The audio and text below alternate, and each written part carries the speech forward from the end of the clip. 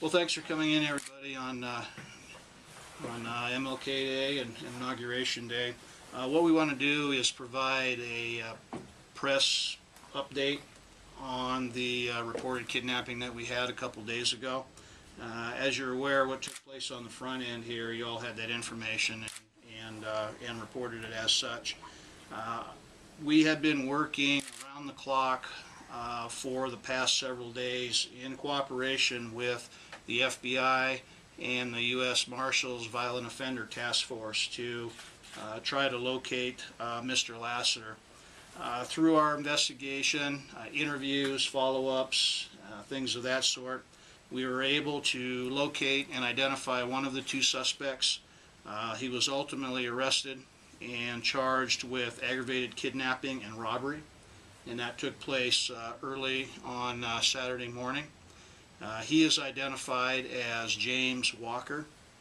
His date of birth is 5/21 of 80, and he is a Billings resident, I believe.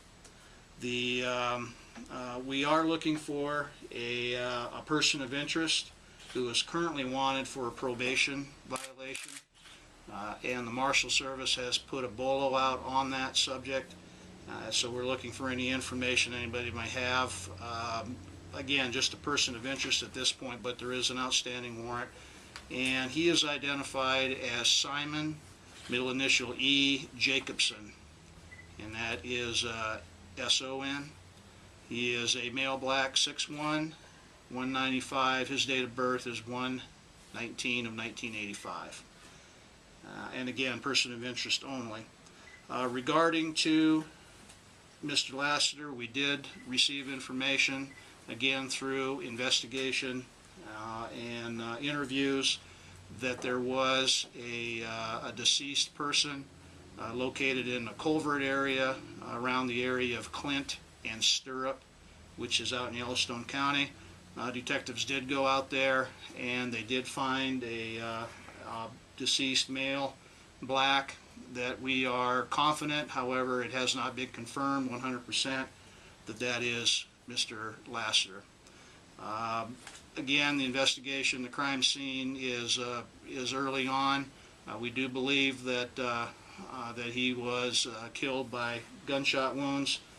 We have an autopsy scheduled for tomorrow, and hopefully we can provide 100% identification and also the cause of death. What I want to say at this point is that this has been a three-pronged approach from our federal partners, and our people, as well as those other agencies, have been working around the clock since the 17th. And you know, we've been able to get some progress, but unfortunately, who we believe the victim is located deceased. And so that's really just the update that we wanted to provide for you on that one. I will introduce to you, in the back there is Senior Supervisor Resident Agent Brian Van Deen. His people are helping us with this on this case here, and mainly the reason they got in on the front end is because of the alleged use or claiming to be federal agents to facilitate the kidnapping part.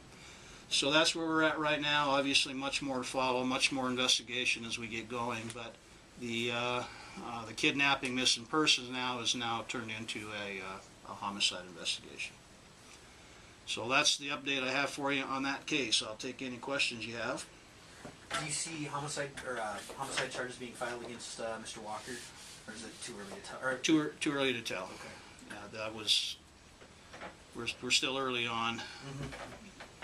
And any indication as to what this was over? Is any info on that you can provide? Yeah, we believe that it was related to a possible robbery, and then the kidnapping was affiliated with that.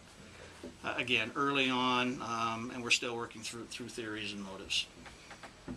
And do the victim and Mr. Walker and the other person, the person of interest, do they all know each other? I don't know that. Not sure. Okay.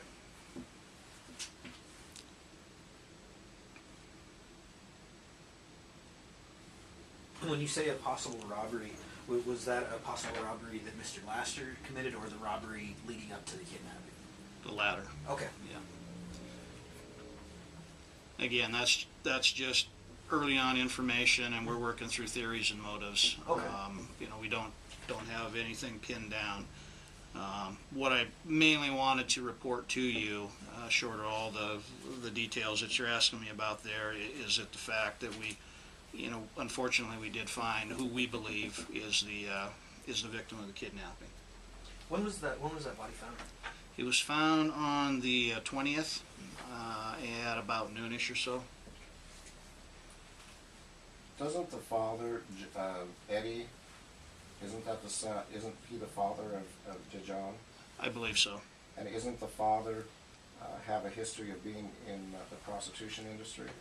Mr. Laster does have some history with the police department. What it is right now, I don't know what it is without looking at the record. And doesn't that family also have history of dealing with some pretty savory subjects back east?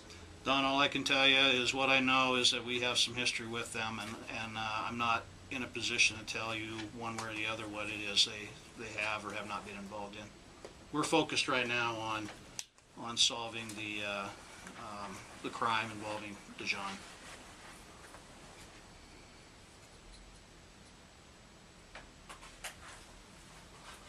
And for the person of interest, is he from the Billings area as well? That I don't know. Okay. You folks are assisting, or the sheriff department is assisting the police department, correct in that investigation? I don't know if we have the sheriff's department involved in this or not. According to Sergeant Bodine, you folks, they are assisting your department. You folks are handling the investigation out there, is that correct? That very well could be. And the sheriff department is assisting you folks? Very well could be. My information is that it's us and the feds, but obviously you are in a county jurisdiction, so most definitely we're going to make notifications and take whatever help that they offer up. Is the Highway Patrol also assisting in that investigation? Not that I know of. And so we have three departments: sheriff department, police department, and the feds, correct? Yeah, the FBI and the marshals, so And the marshals. so forth. Yeah. So forth. Okay.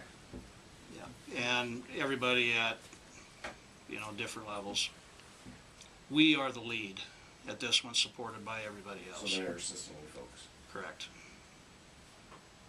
And I'm assuming that, if anybody has any information on the person of interest, call Crime Stoppers, or is there a different number they should call? Crime Stoppers, and I would also say you could probably call our detective division, that general number up That's there. the 8473. Okay. At what point in time was the family notified? Because as of this morning, they were planning on a vigil at 7 this evening. So when were they notified? They were notified yesterday. Yesterday. Yeah, and so, and this is part of the reason why we want to touch base with you. Is that I'm not sure what the disconnect was between the family. Obviously, probably the last thing on their mind was notifying the Gazette and saying, "Hey, look, we don't need the vigil anymore. It's a memorial or whatever." But we needed to get that accurate information out there that we're not looking for a missing person anymore. When we get it 100%, I mean, like I said, we are very, very confident, although it's not 100% confirmed. But next of kin has been notified. Can you touch on what led investigators to the body? Well, through the series of interviews, people that we were talking to, some acquaintances. Obviously, we talked to Mr. Walker about things, and basically all the investigative techniques that we have at our beck and call, plus the resources that we threw at this situation, allowed us to generally get information, put it all together, and it led us out to that particular area. They did a search and found the victim. Okay, and that's probably going to be a similar answer to what led investigators to Mr. Walker. Again, just investigative techniques, interviews, following the evidence, talking to acquaintances, things of that sort. Just some good old-fashioned police work. I mean, we have the luxury here being able to saturate a crime scene and that's exactly what happened. We poured our resources to it, and we're fortunate enough that our federal partners were able to do the same. We were able to bring a lot of resources to bear in a hurry, and in this case here, we were able to get one person in custody, identify a person of interest in a second, and ultimately locate the victim. Does the hotel have cameras, video surveillance? I don't know if they do or not. I don't know if they do or not. So your department hasn't checked, or nobody's checked it? Oh, I'm sure they have, but that information is, I haven't been privy to that. So again, Don, we are very early in this, which is going to be a very complex process. So if they have it, rest assured, we'll have access to it and take a look at things. So. Does the police department believe Simon Jacobson might still be in the Billings area? That's certainly something that we're looking at, but we're looking nationwide because we're obviously assuming that number one, he's a fugitive from justice on the parole violation. Person of interest here that very likely he may not stick around. So we're not just focusing on the local area. We've expanded our search to other parts of the country. And do you know where that parole violation was out of? I don't. Okay.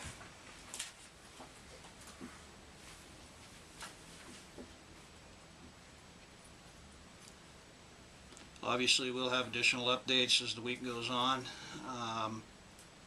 If we need to have another briefing, we can do that, but it'll probably be handled by Kevin through press releases if anything else breaks on this thing. But I want to get everybody on the same page, understand where we're at with it, and the unfortunate news that we believe we found the victim, and our kidnapping case is now turned into a homicide investigation. And this may be something for, probably maybe for Mr. Van Dien even. Any federal charges coming, or is it still too early? Way too early for that. Yeah. Okay. Way too early for that. We're proceeding on the auspices that it's going to be handled locally. But obviously, when we have two federal agencies involved in it, we would be remiss if we didn't coordinate with them on any potential charges.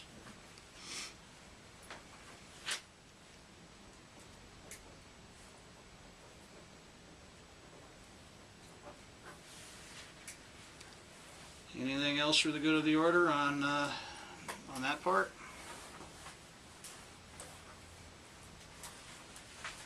All right, thank you.